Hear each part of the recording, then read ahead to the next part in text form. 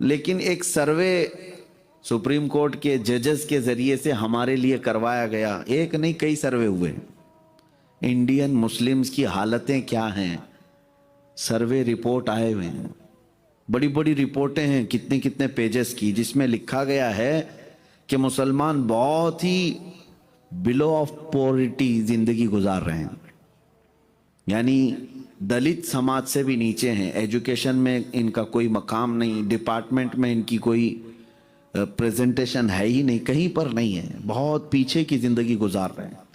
یہ ہم نہیں، گورنمنٹ کی سروے رپورٹس کہتی ہیں، اور ہے بھی حالات ایسی ہیں۔ پلس اس پر ہم جو جانتے ہیں کہ فرقے اتنے ہیں، جماعتیں اتنی ہیں، اختلافات اتنے، ایک ایک محلے میں 72 پورے ہیں، سب ٹوٹے بکھرے ہوئے ہیں، 72 ہر جماعت کے لوگ ہر شہر میں مل جائیں گے۔ لیکن یہ سب ہونے کے بعد میں ایک چیز آپ سے کہتا ہوں، آپ سے پوچھتا ہوں، اتنی چھوٹی سی جماعت ہے جو 14% ہے، وہ بھی ٹوٹی بکھری ہوئی ہے، ان کے پاس کوئی حیثیت نہیں، تو پھر ایسی بکھری ہوئی جماعت پر میڈیا والے 24 گھنٹے کیوں بھوکتے ہیں؟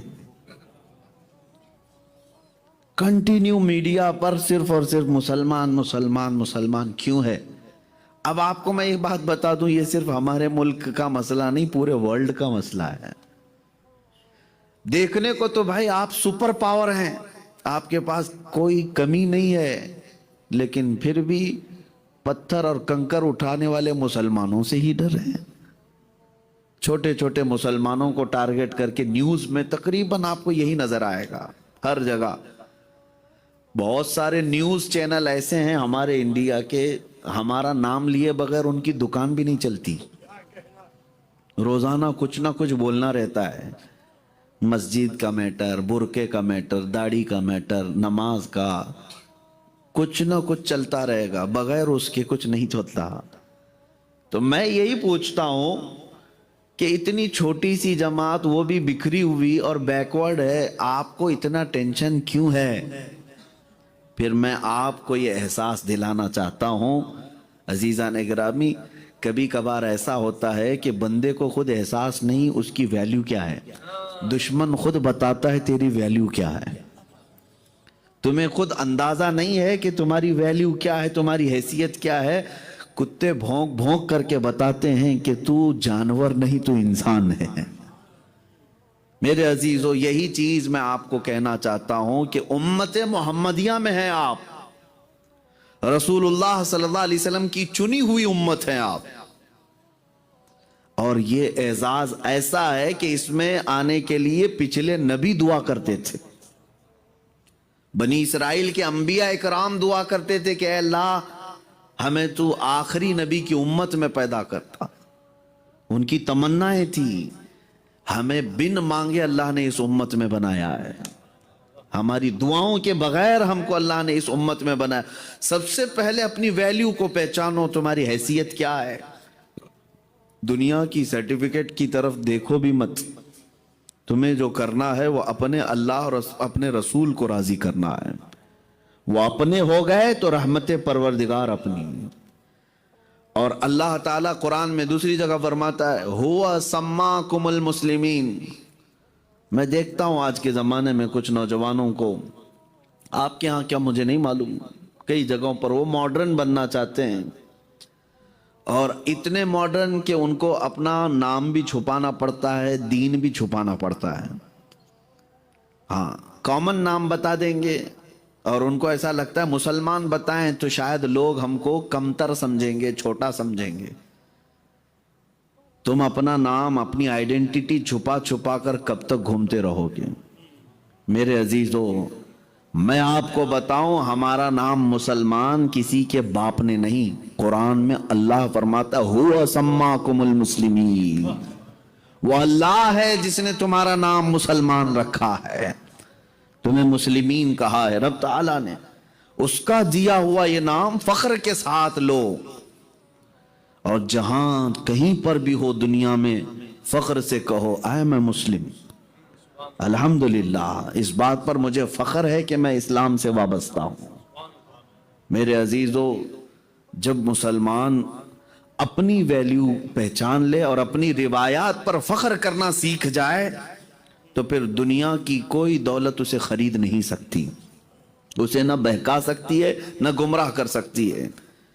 تمہارے پاس کوئی چیز ہے، وہ سب سے ویلیوبل چیز ہے۔ آج چاہے کچھ بھی لٹ جائے تمہارے پاس، لیکن ایک چیز ہے، وہ کیا ہے؟ اپنے پاک صلی اللہ علیہ وسلم کی محبت۔ یہ سب سے قیمتی چیز ہے جو تمہارے پاس آج بھی ہے، اور دنیا اسی سے خوف زدہ بھی، اسی سے ڈرتی بھی ہے۔ اس پر فخر کرنا سیکھو، پھر دنیا تمہیں کبھی خرید نہیں سکتی۔ میں آپ کو بتاؤں، نبی پاک صلی اللہ تعالی علیہ وسلم کے محبت پر صحابہ کرام اور تابعین، اولیاء کاملین کیسے فخر کرتے تھے۔ علامہ شہاب الدین قلیوبی ایک واقعہ لکھتے ہیں، 3 نوجوان بھائی تھے، ایک عیسائی بادشاہ کی قید میں آ گئے، دوسری کنٹری تھی، گرفتار ہو کر، اریسٹ ہو کر آئے۔ اب ان کو گرفتار کر کے جب لایا گیا تو بادشاہ نے آفر کیا ان تینوں بھائیوں کو، تینوں کی عمر جوانی کے ہیں، کوئی 21 سال کا، کوئی 23 سال، 22 سال کا، 25 سال کا، یہی آس پاس کے ایجز۔ تو بادشاہ نے آفر کیا کہ تم ہمارے دین میں داخل ہو جاؤ، تمہیں ہم یہاں پر اچھی نوکری بھی دے دیں گے اور تمہیں معاف بھی کر دیں گے۔ لیکن تینوں نوجوان، عزیزو، وہ یہی نوجوانوں کی بات میں کہہ رہا ہوں، چاہے کفر کی دھرتی پر ہو، فخر اپنے مصطفیٰ پر ہونا چاہیے۔ میری نسبت رسول اللہ سے ہے۔ سختی سے انکار کیا کہ مجھ سے یہ چیز نہیں ہو سکتی۔ تو بادشاہ نے کیا کہا جانتے ہیں؟ اگر تم یہ نہیں کر سکتے تو پھر تمہیں وہ سزا دوں گا کہ دنیا یاد رکھے گی۔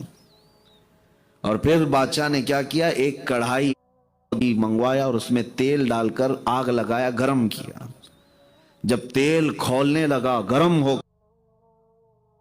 کر یہ تینوں بھائیوں میں سے ایک کو، بڑے کو پکڑ کر کے جلاد سے اٹھاؤ، اس تیل میں ڈال دو۔ پکتے ہوئے، کھولتے ہوئے تیل میں ان تینوں میں سے ایک کو اٹھا کر کے جلاد نے ڈال دیا، اور جیسی تیل میں ڈالا پورا جسم جل گیا اور انتقال ہو گیا۔ 2 بچے تھے، ابھی دوسرے سے کہا گیا کہ اب بھی تمہارے پاس وقت ہے، بدل لو۔ انہوں نے کہا نہیں، اب تو اور بھی سخت ہو گئے ہمارے لیے، ہم اپنے بھائی سے بھی بے وفائی نہیں کر سکتے، اپنے دین سے بھی نہیں۔ دوسرے کو اٹھا کر کے بادشاہ نے پھر تیل میں ڈلوایا، دوسرا بھائی بھی شہید ہو گیا۔ تیل میں، کھولتے ہوئے تیل میں جل گئے، لیکن وہ ٹس سے مس نہیں ہوئے، اپنے دین سے ہٹے نہیں۔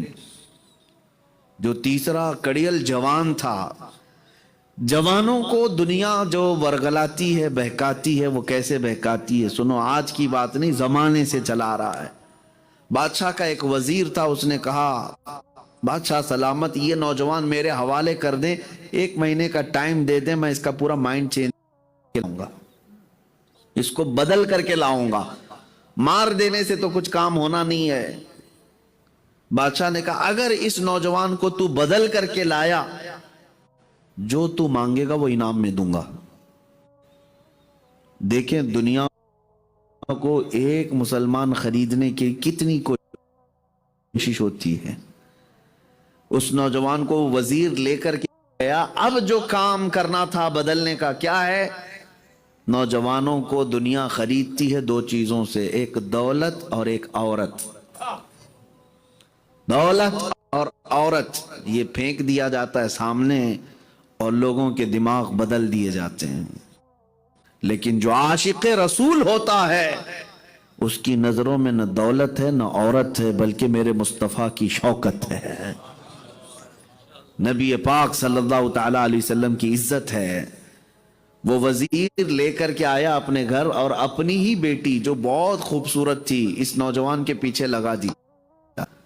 بیٹی سے کہا کہ اس کو کسی بھی طرح اپنی محبت میں فدا کر لینا، اگر یہ تیری محبت میں پاگل ہو گیا تو جو منہ مانگے انعام ہمیں بادشاہ دینے والا ہے۔ مہینہ بھر اس کے گھر میں رہا وہ نوجوان، وہ لڑکی اکیلے کمرے میں آتی، جب رات کے وقت وہ داخل ہوتی یہ نوجوان مصلی بچھاتا سجدے میں چلا جاتا، وہ بیٹھی رہ جاتی تھی، بیٹھی رہتی، اس کے اٹھنے کا انتظار کرتی، لیکن جب تک وہ نہیں جاتی یہ سر نہیں اٹھاتا تھا۔